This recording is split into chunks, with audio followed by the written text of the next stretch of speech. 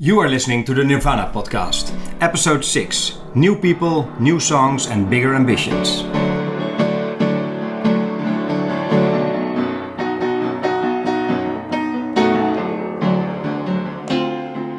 Hello everybody and welcome to yet another episode of the Nirvana Podcast. My name is Sietse. And I'm Juditja.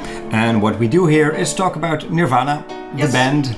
We discuss the history of the band and the music of the band and try to bring it all together and listen to some audio, share our feelings about it and walk you through the facts of the band actually. And the myths. And the myth as well, and try to distinct the both of them, although that's sometimes hard to do. This is the sixth episode that we're doing. Would you be so kind as to remind the listeners to what they've already heard or that they've missed? Yeah, definitely. In the previous episode, we mainly talked about 1989, which was a year for Nirvana in which they basically toured some more. Yeah, and they toured as well. Almost forgot they toured. Yeah, so basically we talked about them touring the US, touring Europe, touring with another band named Tad, the way they felt about being on the road together for so long. We talked about Jason Everman being in the band and then out the band. Yeah. They did some recordings for an EP that was supposed to be released in Europe, but then wasn't. Really typical for the style of their first record label, Sub Pop. Exactly. That they always recorded a single or an EP to promote a tour, and then the single or EP would only come out after they already finished the tour. Exactly. That says a lot. So basically 1989 was a lot of touring, a lot of music, very tired members of Nirvana. But also moments in which they really settled their name as a band, both in the US and in Europe. And if you go even further back, then you can hear us talk about side A and side B of Bleach, Nirvana's debut album, and before that the early days of the band and the childhood of mainly Kurt Cobain, but also Chris Novoselic. Yeah. So if you haven't listened to that, go. You can check it out. If you are only interested in the later stuff, then you're at the right place because that's what we're going to talk about today. Yes. So we ended the last episode around New Year's Eve 1989 and the marriage of Chris Novoselic and his girlfriend.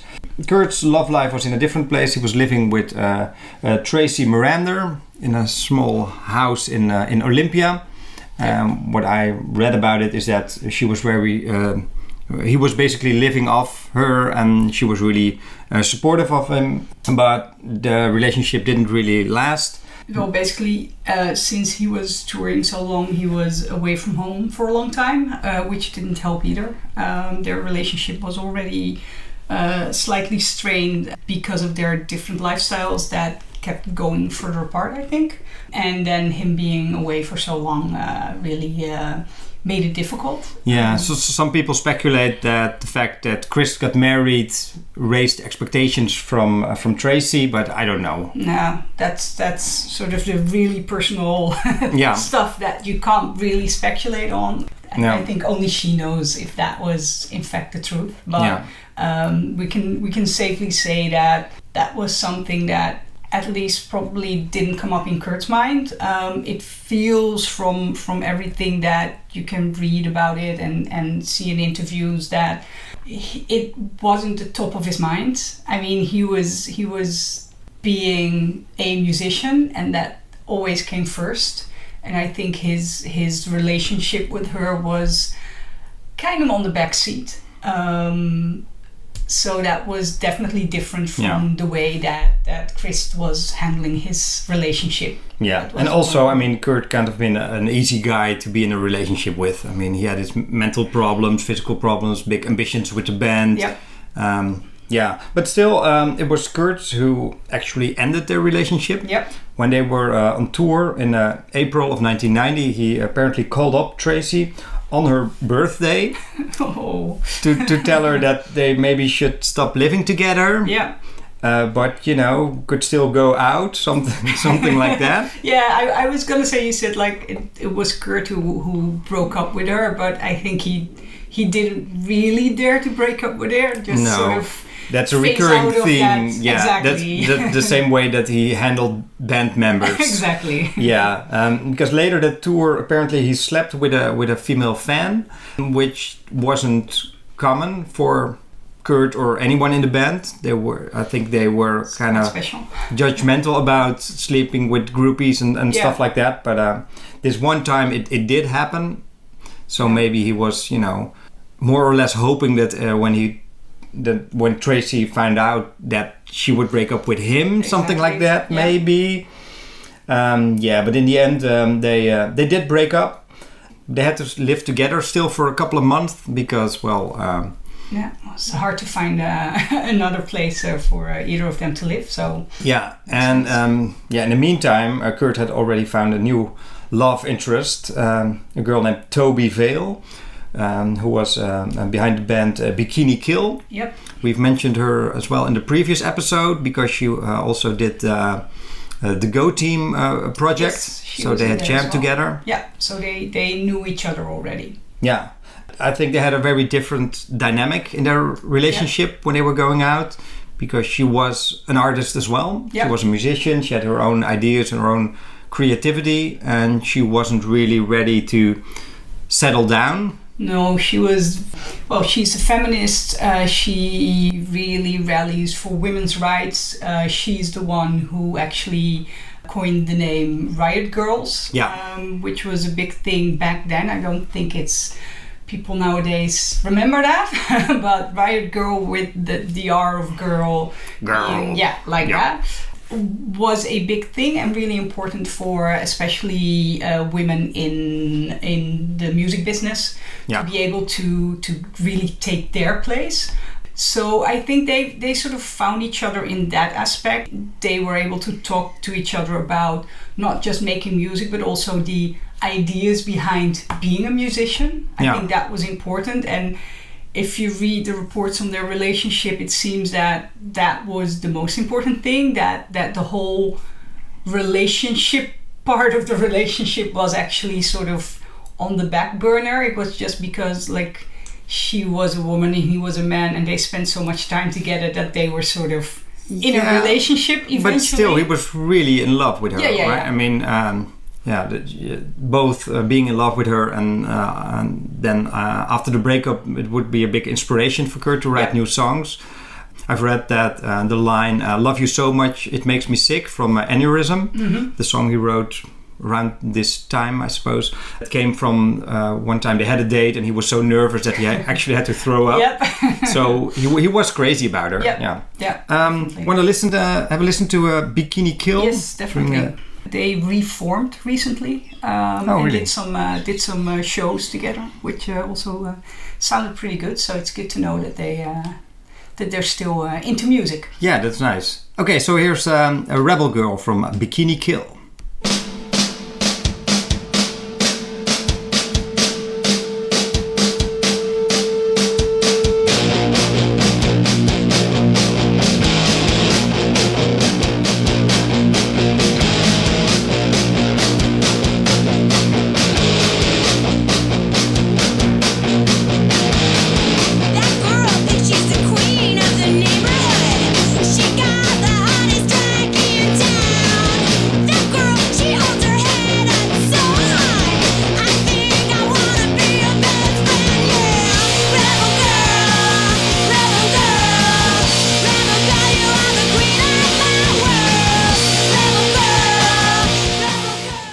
So were you into the Rebel Girl movement or the Riot Girl movement? Yes, sort of. Not as much as other women were, but the fact that there was this whole group of females being in more heavier music, and that also contains women like the girls who were in Sonic Youth and Pixies and bands like that were actually mixed.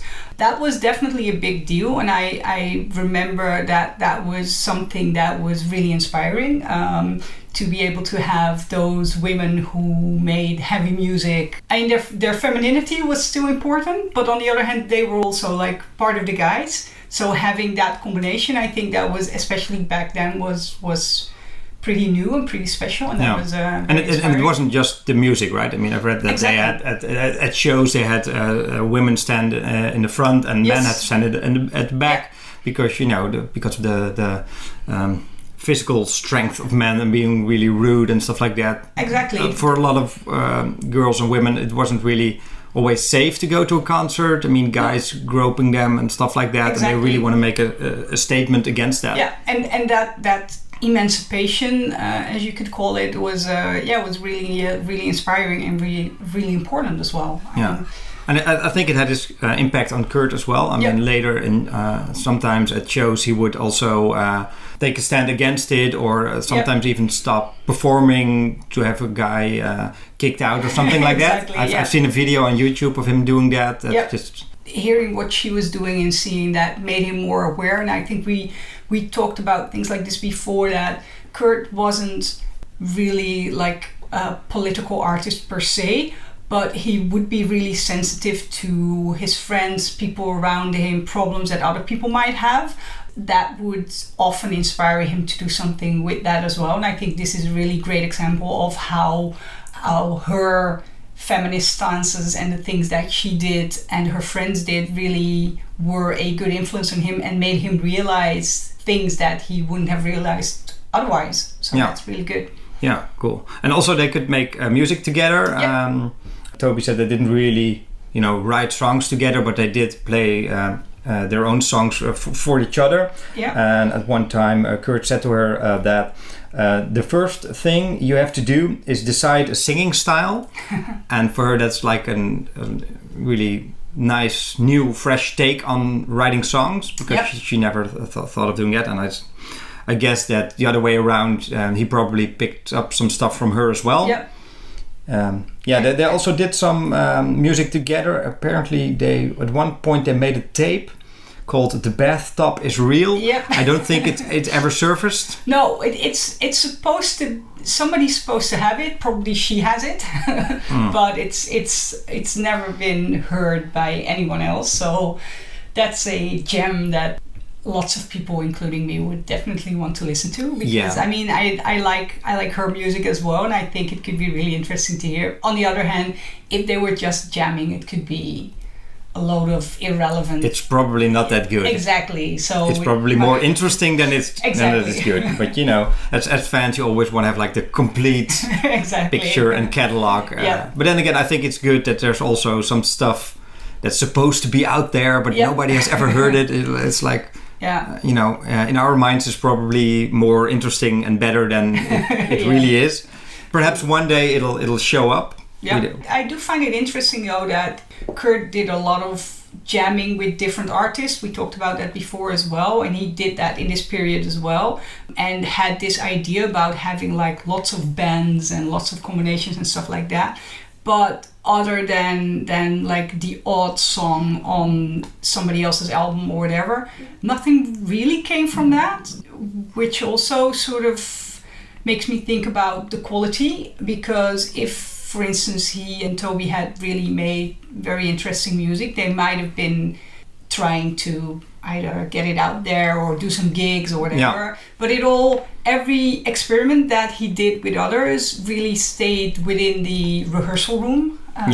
So it probably influenced me a lot for his work on Nirvana. But nothing really came from it. No, and I also think that he kept his songs exclusively for Nirvana.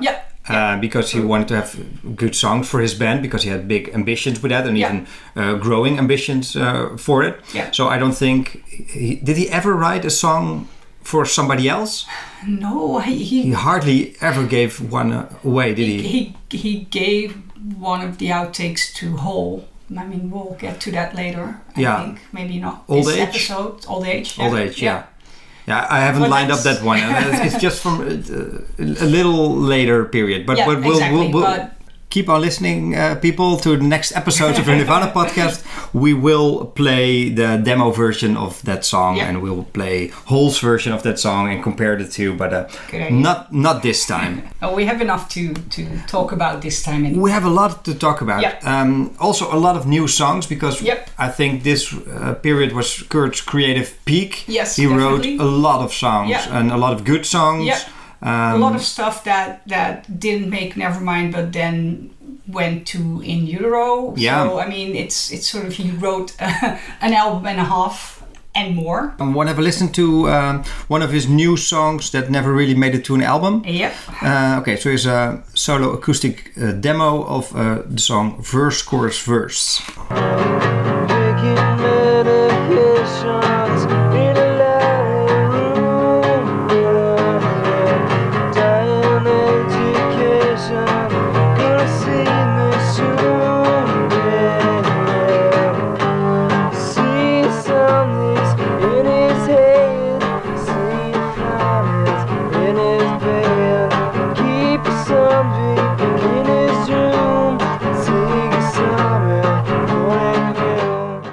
It's almost like a mashup of a lot of other different Nirvana songs. This is sort of this would be as if, like, if you'd ask Kurt, like, okay, so what does your band sound like? And he's just all alone without others, and he's like, oh, something like this, and he'd play this, and he's like, oh, okay, that's the Nirvana sound. It's interesting. Yeah, well, it was like the new Nirvana sound. Exactly. I mean, this isn't a song that would sound like a lot of stuff that's on the Bleach album, because they've moved past that at this point. I think Kurt was writing more melodic songs. Yeah, definitely. Yeah. I always got the feeling that he did that consciously, that he really wanted to move to a more pop sound structure. Although he didn't want to sound too much like that either, because there's this story that they did one song of which there's not even like a tape,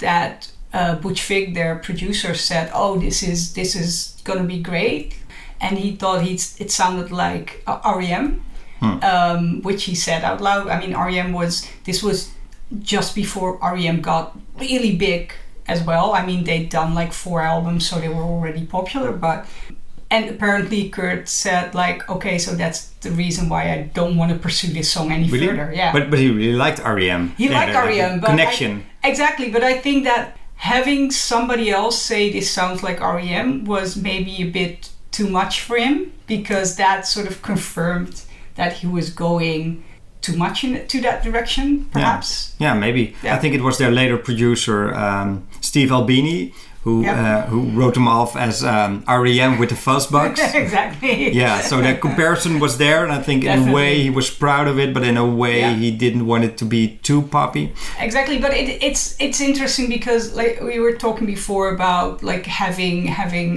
Guns N' Roses become popular, R.E.M. become popular, and then you have Nirvana somewhere in between. There's something with like the zeitgeist of what was happening, that all of those bands were like little parts of the same sort of musical movement. Yeah, but he was definitely turning more to a pop song writer than like the more lower, heavier metal sounding stuff that's on Bleach. Yeah, exactly. The reason I think why this demo you just played, which didn't have obviously a title and was just called Verse, Chorus, Verse, but that's also, naming it that explains more about the traditional pop song of having first, chorus, verse. True, he knew what he was doing. Exactly. Then again, he really liked the title Verse, Chorus, Verse, because he wanted to call the In Utero album at one point Verse, Chorus, Verse,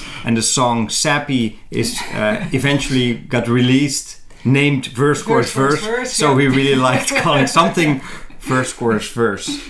Also, I think that with their new more accessible sound and new songs. That was a big reason why they decided to fire their drummer, Chad Channing. It's a bit of a tragic story, I think. I mean, he went through a lot of rough times, and the tour that we've discussed previous episode, and then he basically got kicked out of the band during 1990. Although he himself said that he quit because he was more like a multi-instrumentalist and he wanted to write his own songs, which he did. I think this is probably again, like we talked about before, Kurt not being able to really say what he meant, and also probably, I mean, avoid the confrontation. Exactly, and I think they all knew. I mean, they had confrontations during the tour. They had confrontations during the first sessions for what eventually would become Nevermind. They just didn't get along that well anymore. Well, maybe not musically, but I've never heard that they had a row or they had a problem with him or anything. No, but apparently if you have musical differences, they can become personal as well. Apparently when they did those first sessions, Kurt would sometimes just take over the drums and tell Chad, like, no, this is how I want it to sound like. That's a musical difference, but you can't be happy if somebody does that. No, especially not if Kurt Cobain does it, because he wasn't a good drummer. Exactly. So I mean, and so they didn't communicate that well anymore. So that wouldn't have helped either. No. Yeah, one of the last things that Chad did do with the band was, they had a photo shoot, with the... right, yeah. Right before they kicked him out, they had a photo shoot. Yep. I don't know why they did that. Kurt spray painted a plus sign and a minus sign, and in every shot, Kurt and Chris were standing underneath the plus sign, and Chad was standing underneath the minus sign. Which, I don't know, maybe it was their way of telling him that he was out of the band, but it was really weird. Very subtle. Yeah, it was really, really stupid. I mean, what are you going to use those pictures for? No, it didn't make any sense. But actually, I was going to say that Chad did do the studio session with them in the Smart Studios. Yep. Point, they were supposed to make another album for Sub Pop. Yep. At that point, I think Kurt wanted to call the album Sheep. Sheep, yep. I think it had something to do with the feeling that people were getting on the bandwagon and they were all like sheep behind the shepherd, something like that. But there's a lot of songs on there that later made it to the Nevermind album. Yeah, they already worked with Butch Vig. Yeah, the producer. They had the same producer. He was being called in by the Sub Pop guys who thought it would be a nice match, and it turned out to be. So they were right about that. Yeah, and if you listen to those recordings, which were among the last work that Chad did the drumming for, it doesn't sound that different. No. Of course, later they would fly in Dave Grohl to complete the band. Yep. And he also said, well, I just played Chad's parts. Yep. Basically just the same. You can hear it on a song like In Bloom. So let's listen to how that sounded on an early stage with still Chad drumming.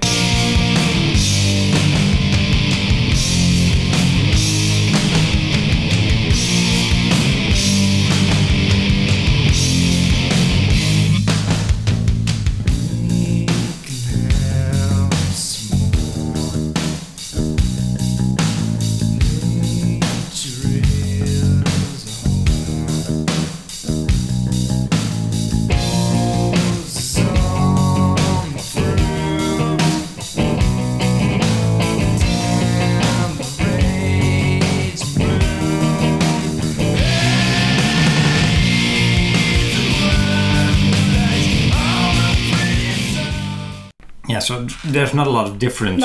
No, you can hear subtle differences just in the way it's played. Like the sound is slightly different, but it is the same drum track. I mean, yeah, and I think that the fact that it sounds a little different has probably more to do with the way it's been produced and recorded and mixed than the way it was played. Yeah. Still, Chad was out of the band, so once again they were without a drummer. Yep. Their old drummer Dale Grohl came back to help him out. Yep. Drummer of the Melvins, who had worked with those guys before, but he wasn't there to stay. It was just to fill in the gap. And then they got Dan Peters from Mudhoney. Yep. Dan Peters basically did everything once. Exactly. I believe he did one show with them. Yep. He did one interview with them. Oh, I didn't know that. And he did one photo shoot with him. Yeah. So again, there was a photo shoot which was completely useless almost immediately after that, because then he got replaced. Yeah. But he also did one recording session with them for their next Sub Pop single. Yeah. On a song called Sliver. So I think that's the only recorded song with Dan Peters on drums. Yeah, that's more a pop sounding song. Yeah, definitely. I think it was pointing into their new direction. I just found on Reddit a letter that Kurt wrote. Somebody posted it on Reddit. It looks pretty authentic to me. It's like a letter to the fans, and Kurt wrote, new single, A-side, Sliver, Poppy, B-side, Dive, Riffy, Spiffy. So he knew what he was doing. Yep. We have a solo demo of a Sliver with an extra verse. Yep. Have you ever heard that? Because it's let's listen to that first. My grandpa had a cigarette that touched my arm on accident. I swear to God it hurt real bad. Grandma, take me home. Grandma, take me home. Grandma, take me home. Grandma, take me. So that's how Kurt wrote it. That the verse with the cigarette got scrapped. Cut. Yeah. Cut. Yeah. Yeah, that's the word I was looking for. Mom and Dad went to a show. They dropped me off at Grandpa Joe's. I kicked and screamed, said please no. Grandma, take me home. Grandma, take me home. Grandma, take me home. Grandma, take me home. Grandma, take me home. Grandma, take me home. Grandma, take me home. Grandma, take me home. I had to eat my dinner there. Mashed potatoes and stuff. This is the final version that got released with the Dan Peters on drums. It's not as heavy as some of the other drummers, but other than that, it sounds perfectly fitting. Yeah, and I think they were more or less happy to have Dan Peters on there, but then they got a chance to have like their perfect drummer, at least in their minds. Yeah, because there was a guy called Dave Grohl from Virginia. There he is, finally. There he is, finally. He got name dropped a few times already on this podcast. He was in bands from a very early age, I think. And he started out actually being a guitarist. And got into drumming later, or at least he was interested in drumming from a young age, but never really got to play the drums, which makes sense. It's not the first thing you pick up. But apparently he was in a couple of bands during high school, and then apparently one of those bands broke up or whatever, and that gave him the chance Bain Bramage, I believe. Yeah, something like that. Dane Bramage. Yeah, I think that one. Dane Bramage. Another one was called Mission Impossible. Yep. And they actually played the Mission Impossible tune. So I found that recording, or at least a recording that's labeled like that. So I just have to trust that it's the authentic thing.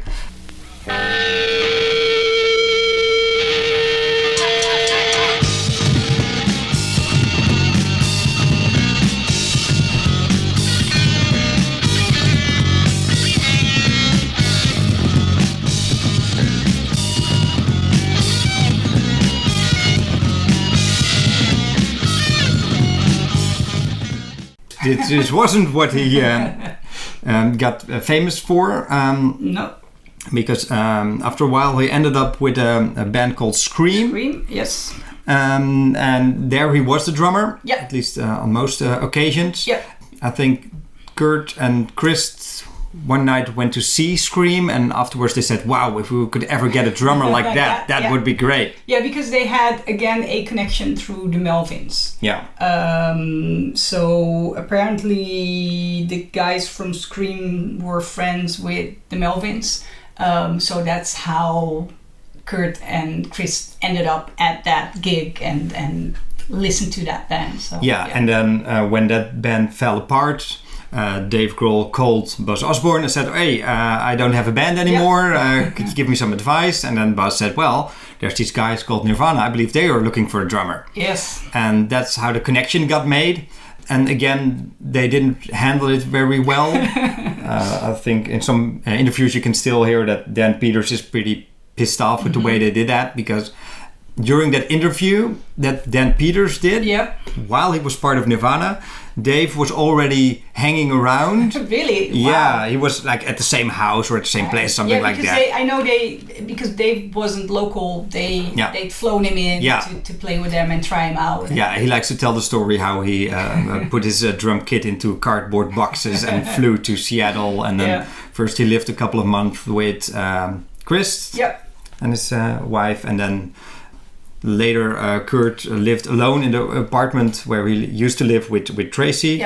And then he moved in with Kurt, had to sleep on the couch in a place that's so gross that we can't even imagine it, with all the pets and all the all of the trash. And I mean, I think it's good to remind our listeners that even though Nirvana had done the touring, they'd done Bleach, they were still a poor band because Sub Pop was on the verge of breaking down. There wasn't a lot of money to earn with touring Europe and whatever, so they were still not rich and famous. No, so they had to resort to stuff like that. Because the label didn't have any money, and the band members certainly didn't have any money, especially not Kurt, because he didn't work besides. No, Chris did, but he didn't. Yeah, so that's how Dave Grohl got introduced. I think he kept it hidden a bit, but he was also writing songs already at that point. But he probably knew that Nirvana was Kurt's band, and he wrote all the songs and he made the artistic choices. Yeah, and like you said, when he became a band member, he at first was really servile, as in he would do the drum parts that previous drummers had done, and he wasn't too much into I have some new ideas or whatever. So that I think that was really smart of him. I think he was being smart as well. Yeah. But he already wrote some songs at that point. Yep. Here's a song called "A Friend of a Friend" that apparently he demoed. He plays an old guitar.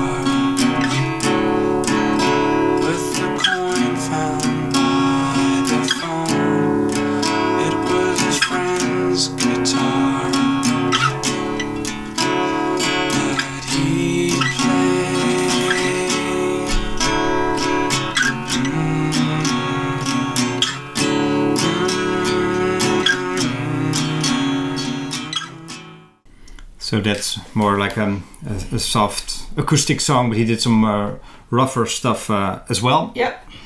I was hoping you'd play the other song. Pokey the Little Puppy? Yeah, but that's... Okay, that's here we go. No.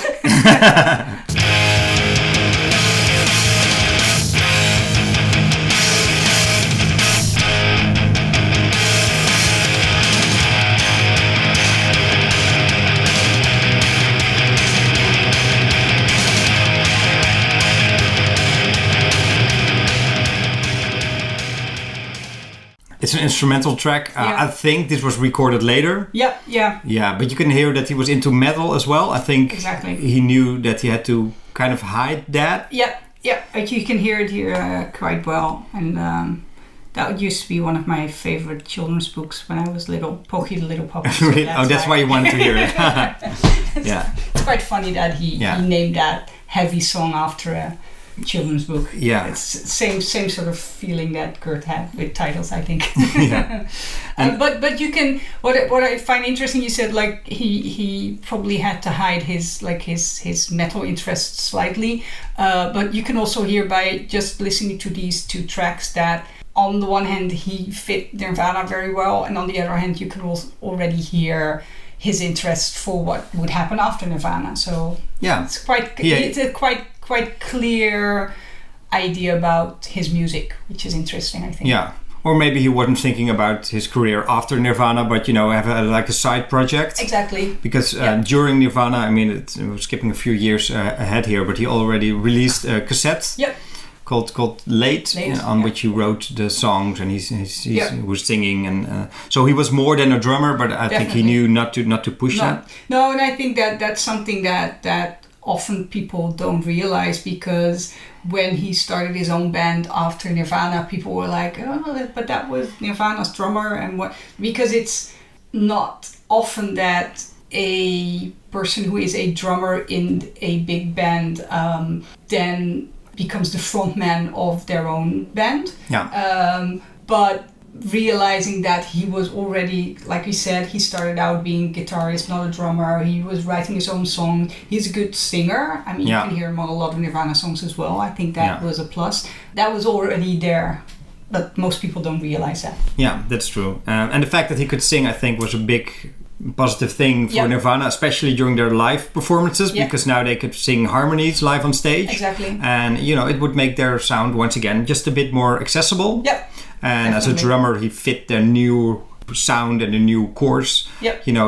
Just to keep the steady beat going on. And I think that was probably, at least at first, the most important thing, because what I find really interesting is that there's a lot of stories about the other drummers that we just talked about, who were like filling in, like Dale and people like that, who they did like one session with or whatever, and then Kurt would go on later to say like, oh, that song, it didn't really work until that drummer worked on it, and then it all sort of made sense to me. So actually those couple of drummers have been more influential than they actually, I think, got credit for. And then when Dave came in, he just started out repeating what the other drummers did. So his influence only came a bit later, I think. So I find it interesting that even though Kurt credits the previous drummers with a lot of musical influences, he still didn't want them to stay in the band, which is really a weird kind of contradiction. Yeah, well, it's pretty hard to be the drummer on early Nirvana, because Kurt and Chris were best friends. They started it. They were like the dynamic duo of the band. Kurt was very critical of the drumming. Always talked about the drum sound he wanted to get on the recordings. He thought he could drum himself as well, which he could drum, but not very good, like we just said. And I think he could. Probably he often was inspired by and interested by the ideas about the drum parts in the songs that those drummers had, but he wasn't particularly a fan of how they executed it. And I think that's where Dave came in and was perfect, because he executed the ideas of the previous drummers better than the previous drummers themselves. Yeah, maybe, because he was really tight, hard-hitting drummer. Yeah. Kurt himself was also really, really happy with getting Dave on board. He called him the best drummer in the world to Butch Vig on the phone. And in that same letter, I just read a quote from about the new single. He also wrote, "New drummer. This new kid on the block can't dance as good as your MTV favorites, but he beats the drums like he's beating the shit out of their heads. His name is Dave Grohl." Yeah, so he was really, really excited. He's now an important cornerstone in the Nirvana institution. So, I mean, it's probably a bit sarcastic and funny, but also he was really, really happy with getting Dave on board. And with them living together, that meant that they could play music together as well. Exactly. And they did, at least on one occasion, I think, because from 1990 there's a home demo of the song Penroyal Tea. Oh, right, yeah. And it sounds a bit like the earlier solo demos that we've heard, but you can hear some percussion on it as well. And I think it's Dave, but I'm not 100% sure. But let's listen to it. Check, check, check, check.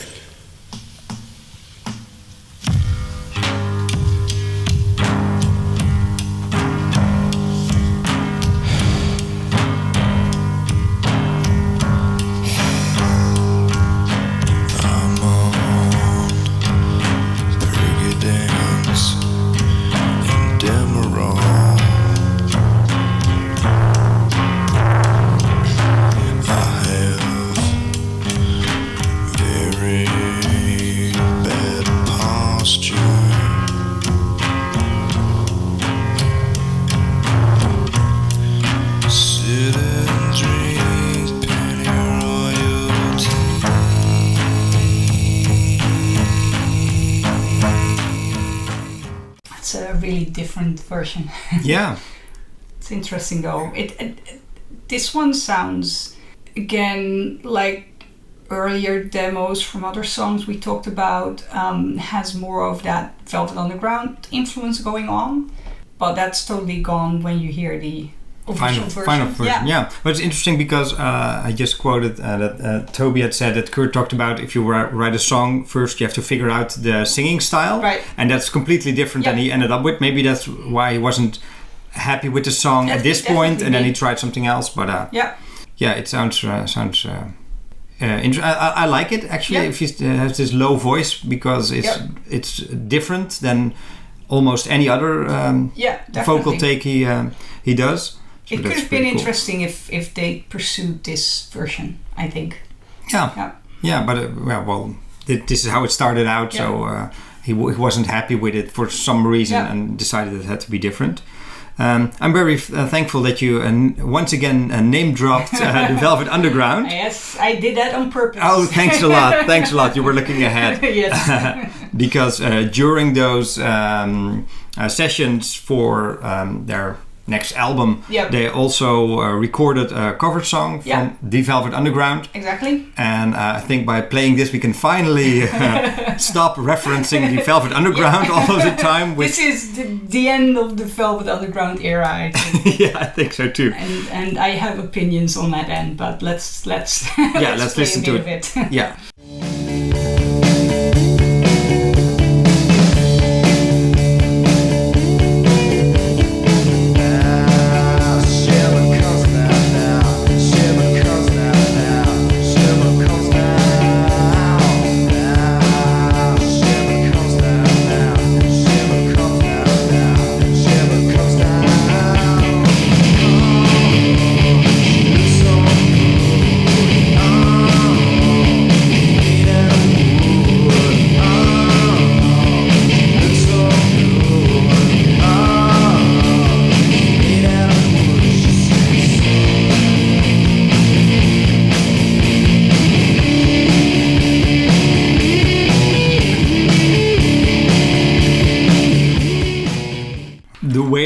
You just said you had an opinion about this one. Give me the feeling that you don't really like it, or? I do, sort of.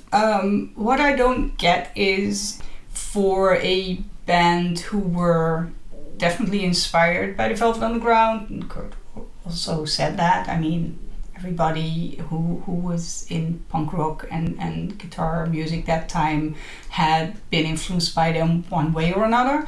In songwriting as well, they did songs that had that Velvet Underground feeling, and then now finally they do a Velvet Underground official cover, and it's just uninspired. Apparently they hadn't really rehearsed it anyway, and they just did it during the other sessions. Yeah, because they were working on their next album, and they were asked to contribute a song to a Velvet Underground tribute album, stuff like that. So they just decided it's a quick, spontaneous take. And I think you can hear that. I think they were preoccupied with doing their own work, and then had to just do a Velvet Underground song. We're like, okay, we know this one. Let's do it, and then we can own with our own work. So that's what bugs me about this one. I think that their interpretation is interesting, but it really sounds uninspired, and for a band to have been influenced by them, I would have loved to hear a really like they did later on with other covers of people they admired. They made interesting covers, and this is just, you can hear it's like a throwaway version, and that's yeah, I can imagine. Yeah, well, which again, I don't like it, but it could have been better. Yes. Yeah. Well, again, I'm grateful that you made like a very easy connection to the next thing I wanted to talk about, which is their final release on a Sub Pop label, which was a cover song. Yep. They did a split single with the band called The Fluid, and it was a live version of Molly's Lips. Oh yeah, right. Yeah. A song by the Vaselines. Yes. I think this was the biggest throwaway that ever got officially released, because Kurt didn't even like the recording. I don't know how it came to be. I think Sub Pop knew that, you know, there was their final release and they had to put out something and then decided on this one. Exactly. I'm not really sure. Want to listen to The Fluid as well, or shall we just go to Molly's Lips? Just go to Molly's Lips. Okay, sorry, Fluid.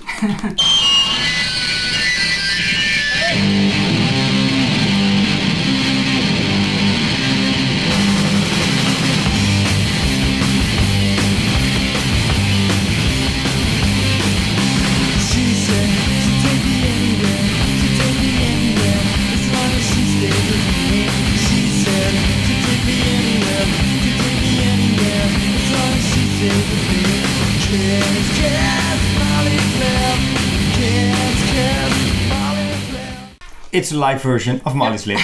Exactly. What else can you say about it? Yeah, well, you can say about it that it wasn't anybody's favorite. No. Because when later the Incesticide compilation album got put together, they picked Molly's Lips from the John Peel session they did later, and not the single version, so it didn't make a lot of sense, I suppose. But it was their final goodbye to Sub Pop Records. Yeah, because I think that this is the moment to talk a bit more about that, because they went to another label, but it all started out with, as we talked about before, Sub Pop, they were really good at marketing and they tried really hard, but the financial part of being a record label is just as important. They were permanently on the urge of bankruptcy. Exactly, and that was also why they had to resort to stuff like this, like, oh, we need to release something because that will make money, but we don't really have any money to record something. And it was all like, if you look at what they did with Nirvana and also their other bands, there wasn't a really good plan, I think. No, well, their plan was to get the hype going, and that worked extremely well. Yeah. Because that's also why big record companies were interested in the bands that were on Sub Pop. Yeah. But they were so much into the hype that they forgot to make it sustainable. Yeah, that's absolutely true. Well, it did work out in the end, but that was there was a bit of luck involved with that. Exactly. And also, I think Nirvana was very keen on leaving Sub Pop because they had bigger ambitions. Exactly. Another, not very nice move they pulled was that they used the recordings for, like we just listened to, the Smart Sessions that was supposed to be for the next album on Sub Pop. They sent tapes of that out to record companies, and they added Love Bus to that, so it wasn't their single. It wasn't just like, oh, we have a tape of this, let's send it out. No, they consciously decided to add Love Bus to that and then send it out, so it was really thought of as this is what we need to do. Yeah, and they labeled their sessions a demo when they were supposed to be like a legit recording session for an album release. Yeah. So they kind of went behind Sub Pop's back by doing that. Yeah, I was just flicking through the book that Danny Goldberg wrote. Oh yeah, right. Who would become their manager pretty soon after this. He writes, "The first words Kurt ever said to me were an empathetic absolutely not when I asked the band if they wanted to stay on Sub Pop." So they just wanted to get out, and they wanted to have more budget, I think. Definitely. Wanted to have a better distribution. Yeah. And to be honest, I mean, they always wanted that. It was just that before they signed with Sub Pop, there wasn't that much room for them to wiggle because they weren't known yet. So they tried the bigger record labels, but nobody was interested. No, not even the independent, smaller record labels were interested. Exactly. So they have a lot to thank Sub Pop for, obviously. Yeah, and well, Sub Pop did get their share. Yeah. But I think what happened was that Sub Pop really got the hype going. Yeah. Then Bleach was already one of the best-selling albums that Sub Pop had. It was. Then that band that had a tape with really accessible songs that you could actually sell to a broader audience. And they already had a live reputation. Yep. Not always a very good live reputation, I think, because sometimes their shows would be like train wrecks, but at least they got a buzz. Yep. So, going on. Yep. And I think what also helped in this period, and what I think is really important to mention, is we are talking about Kurt and Toby and him getting into her music as well, and meeting other musicians through her. That's what also happened when they were touring and also on the lookout for a new record label, because they became more and more part of the music establishment, meeting other artists, meeting people that Kurt and Chris were looking up to, and also getting that support from them. So becoming a part of that music industry both influenced Kurt in his music writing, because he talked to a lot more musicians, and it also helped them in eventually getting that new deal, because there were other artists who said, talk to this guy, or talk to our record label, or talk to our manager, or I can introduce you to that person. So that was beneficial for them as well. Yeah, and I think it also helped them sell it to their community, or to the scene that they were from. I think the biggest example of that is Sonic Youth, which had just signed with a major label. Yes. We're recording their debut album on a major label. They had signed with a management company, and they would still have like this underground indie credentials, and that's what Nirvana was looking for as well. Yep. So I think that really helped Kurt, maybe justifying it for himself, but also for the people around him. He said, well, Sonic Youth did it, and they're still cool. Exactly. So we can do it as well. And especially because Sonic Youth really supported them in doing that as well. And Kurt would always make jokes about, we're selling out. Because he knew it. He had to sort of joke about it because of that having that people were thinking that anyway, or at least some people were. But this was definitely the way for him to thanks to Sonic Youth and a couple of other bands who were now going to major labels, it made it less of a sellout for them. And they really followed Sonic Youth lead, because they signed with the same management company from Danny Goldberg, who I just mentioned, Gold Mountain. They eventually signed with the same record label. Yes, they did. Geffen Records.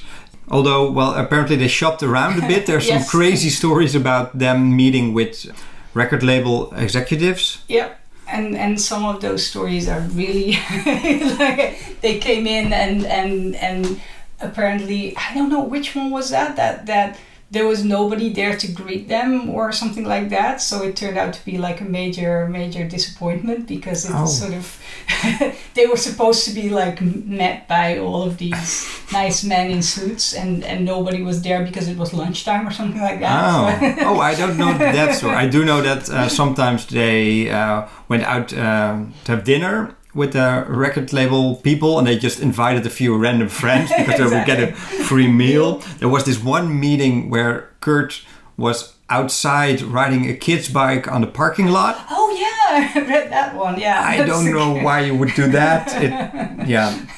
But you can't blame them, because, like we said, they were still broke. They were still young. Let's not forget that they were still like early 20s. Exactly, and then. To be able to have like major labels be interested in you and coming over and taking you for dinner or flying you out to somewhere, and I mean, obviously you're gonna enjoy yourself while doing that. Like we said, they eventually signed with Geffen Records. Sub Pop got a pretty good deal out of it, I think. Yes. Well, especially if you know later things to come, but they got a decent amount of money for it.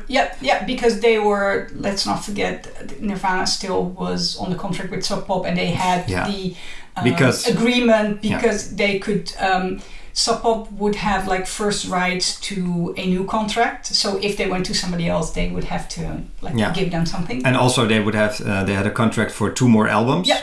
And let's not forget what we already talked about it last time, that they only got the contract because Kurt took a library book about the music business, read that he should have a contract. Exactly. And Chris one night showed up drunk at the house of the one of the record label guys, and then they got a contract. Yeah. So that actually, the fact that they did that was good for Sub Pop as well. Yeah, because they got a bunch of money, which got them out of, I think, their most pressing financial problems. Because as we said, they're still going. So yeah, they would get 2% of the sales of the next album of Nirvana, which was a major, massive, super success. 2% doesn't sound much, but 2% of Nevermind is a lot of money. And also, if you look at your the back of your copy of Nevermind, you can see the Sub Pop logo, because that was also a part of the deal, that their logo would be on there. Exactly. And well, it reached a lot of people, so definitely. It really helped their brand. And they were still mentioned because, like I mentioned before, like I really got to know Sub Pop through like MTV and music magazines and stuff like that, because they were always associated with Nirvana and a couple of the other bands. So back then I probably wouldn't have even known that they went to another label, and having Sub Pop still on there, it's just like they've become a synonym with that whole grunge movement. So that was good for them. Yeah, so Sub Pop did all right, I think. I think those are the most important stepping stones for the big success that was to follow like a year later. Kurt writing some really good new songs. Being inspired by his new girlfriend, and then, which we haven't mentioned yet, but they broke up. Oh yeah, right. And when they broke up, he wrote some songs about that as well. So he was still inspired by her, which is good. So they had the new songs, they had a new label, the new management, the new drummer. I think those were the most important things that happened right before they broke. Also, they had a connection with Sonic Youth, which we will talk about a bit more next time. But unfortunately, there was another thing that happened during that period that foreshadowed later things to come, but in a more dark way. Kurt started using heroin, at least to most reports. You read about it. I think it was in a period that after he broke up with Toby, and he was living alone in the house and probably felt like shit. And wanted to try new things, apparently. Out of curiosity, see what. I mean, I think they were all drinking a lot and smoking a lot of weed and dropping acid and stuff like that. But heroin was like a next boundary to cross. I think. And I think he said before that he would never do that. But well, if you're interested in that kind of stuff and you have it. Easy access to it, you can see that happening, unfortunately. Although I think at that time, when he tried it out a couple of times, he didn't mention it to many people because he knew how people would react and people would be worried about him. Which they were. And rightfully so. Well, he did a couple of things that people never expected from him. I mean, he also was really against guns. But I've read that during this time he did go to the woods with his friend Dylan Carlson, who kind of liked guns, and they would shoot at like target practice and stuff like that. Nothing bad going on, but you know, but first he was really anti-guns, and then he did go out to the woods to shoot them. First, like you just said, he would never do heroin, but then he did. Although we can't be sure that he started doing it this period, because later he said that he had done it before in the 1980s. Exactly. I don't think that story has ever been confirmed. No, he's the only one who said that, so you don't know, and I don't think... Probably not true. Probably not, and even if it is, it's less relevant because he at least he didn't form a addiction back then. No. And he wasn't doing that just yet at this moment, but apparently he was using it more and more, and it was slightly more accessible in like the groups he would hang out with as well. we have the unfortunate death of the singer of Mother Love Bone during that same period. Andrew Wood, who was the singer of another Seattle-based band, and they hadn't even released their first album yet. I think that was only released after he died. Yeah, but I, from what I've read about it, they were seen as like one of the biggest promises from that scene. Definitely, and he died of a heroin overdose, which was obviously a shock, but also says something about the accessibility of heroin in that scene at that moment, probably. I've read that some people call it this was like a pandemic rise of heroin use, and it destroyed a lot of lives. I'm dare to say. Let's listen to Mother Love Bone, because I think it also makes it very clear that you can call it a scene, but they were so different. All of those bands, they were lumped together under the label grunge, especially later on, but they were completely different. So here's Stardog Champion by Mother Love Bone.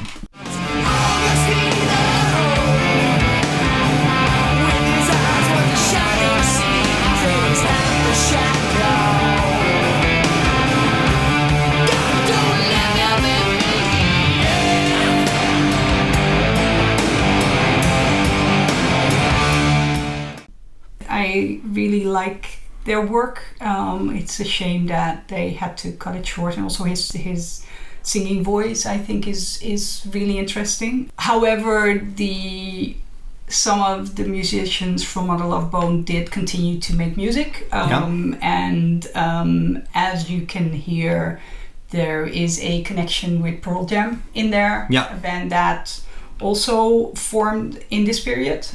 People usually think that like Pearl Jam and Nirvana are always like the two bands, like the Blur and Oasis, or the Beatles and the Stones, which is actually very much untrue, because Pearl Jam only formed around this period. Pearl Jam was a combination of people who'd been in other bands, like including Mother Love Bone. Yeah, and Green River. River. The singer of Pearl Jam, Eddie Vedder, wasn't local at all. No, he was like Pearl Jam's Dave Grohl. They exactly. Flew in a guy. Yeah, so I always find that interesting that actually their existence is very different from a lot of the rest of the scene. But they did come from Mother Love Bone as one of the bands. If Andrew Wood hadn't died that soon and so unfortunate, we probably wouldn't have had Pearl Jam, which is also weird to think about. But I would have loved to hear more of the Mother Love Bone combination, because that was a really interesting band, and it made sense that they were hyped that much. Yeah, I suppose. Some people said that the grunge Seattle scene didn't lose its innocence when Kurt Cobain committed suicide, but when Andrew Wood overdosed and died. Yeah. So it's a sad thing to know that there were so much opportunities. Yep. Both with Mother Love Bone and Kurt did get his big break and his fame and everything that comes by it, but also there's with him starting to use heroin with his health problems because he got his stomach sickness diagnosed around this time as well. So there's also a seed of the sad ending of the whole adventure planted definitely in this period. Yeah, and I think we shouldn't forget that the whole Seattle scene, as it's called, even though they're not all from Seattle, but it's different than like coming from California or whatever. It's a different area of the country. There's people with different backgrounds. There's the scene is totally different, so you can imagine that this combination of being like a population of people who just have to work hard for the living, combined with music like this, combined with artistic ideas that might not always have their follow through the way you want it, that could inspire both sad things and happy things as well. And I think that is one of the things that you can see in this whole scene that's going on with many bands during that time. Yeah, true. So I think those were the most important things we needed to talk about. Yes. There's one correction we need to make. And last time we said that in 1989 they met Iggy Pop after a show. It's 1990, right? Yeah, it was 1990. Yeah. And but the story that we told last time was correct in a way that they were really embarrassed and because they felt they played a shitty show. I think at one point maybe even Kurt was wearing an Iggy Pop t-shirt, so it was very embarrassing for him. And to punish himself, Chris shaved his head, which was really unfortunate because they were making a video for Sub Pop for In Bloom, right? That like we just heard they had already recorded, and that's why in some shot he has long hair and in some shots he's bald. So there was a bit a clumsy move and also a mistake that we needed to correct. Yep, definitely. Anything you want to add to this episode? No, I don't think so. I think like next episode we'll talk about Nevermind, right? Yeah, because I think that's then the thing that we need to end on, because obviously now with Dave being there, they went into the studio again. Yeah. And there they recorded what would become Nevermind. Yeah. With the same producer, but in a different studio, and they were really interesting recording sessions. That would there's so much interesting stuff. Exactly. It's going to be hard to have even just side A of Nevermind in one. Exactly. So not too long a podcast. There's episode. a lot to look forward to. Yeah. So let's close this one off with something that happened towards the end of 1990 when Kurt decided to call up KAOS Radio. Oh, right, yeah. To a show hosted by Calvin Johnson, which he had met before, who was in Beat Happening and who was it was a guy from the K Records record label, and he just called up because he had some songs he wanted to play, and he said, well, just come on over and play them. He played them acoustically.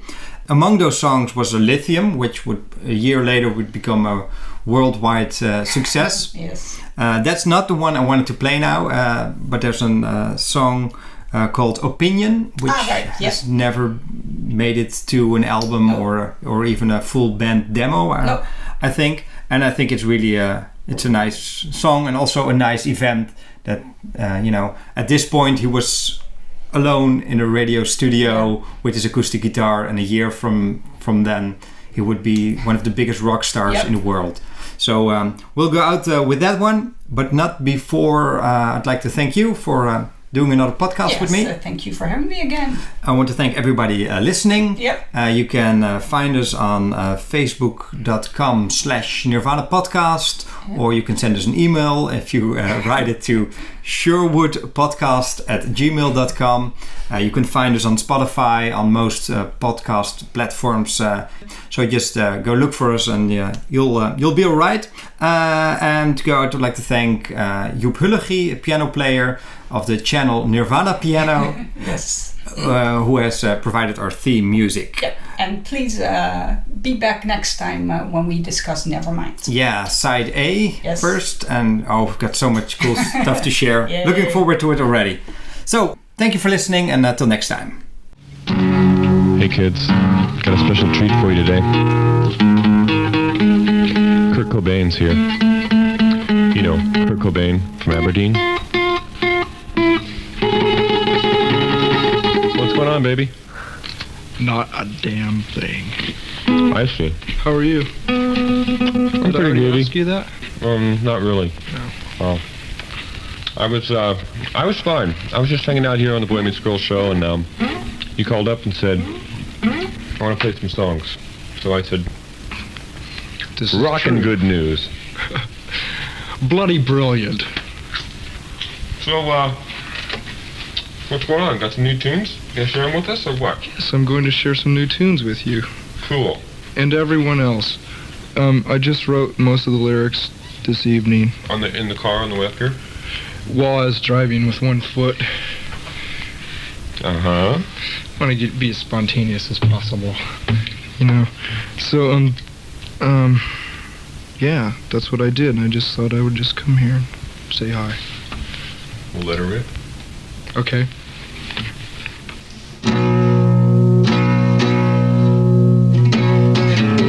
Oh, this song's called Opinion.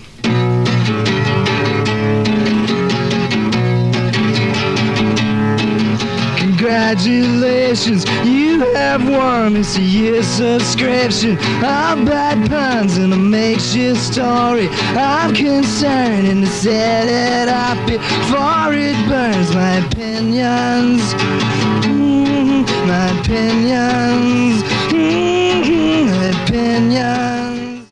Hey everybody, thanks for still listening. I wanted to add just one more thing about this song and this performance. I'm gonna play the end of it, and after that he says, don't you think it sounds just like Taxman? Which is a famous Beatles song. Yep. I don't think it sounds just like Taxman. No. But it's interesting. I wanted to point out that he himself sees similarities between his songwriting and that of the Beatles. Yeah. So that's just the last thing I wanted to say. Once again, thank you for listening, and talk to you next time. Opinions, opinions. Don't you think that song sounds like Taxman? Nothing sounds like Taxman after I heard the Jam doing Start. You ever heard that song?